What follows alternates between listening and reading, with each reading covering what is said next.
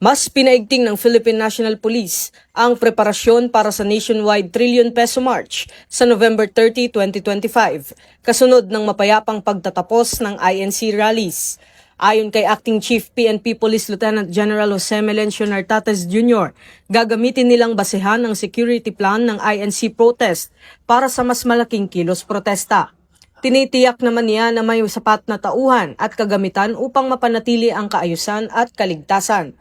Binigyang diin ng PNP ang maximum tolerance para sa mapayapang rallyista at zero tolerance sa anumang karahasan. Nakapre-deploy na ang mga pulis, medical teams, checkpoints at rapid response units. Pinapayuhan naman ng PNP ang publiko na makipagtulungan, iwasan ang mga ipinagbabawal na gamit at sundin ang mga ipatutupad na traffic at security advisories. Ang PNP ay nananatiling nakatuon sa isang layunin, ang pagbibigay ng serbisyong maagap, tapat at tunay na nararamdaman ng bawat Pilipino dahil ito ang bagong PNP para sa bagong Pilipinas, serbisyong mabilis, tapat at nararamdaman.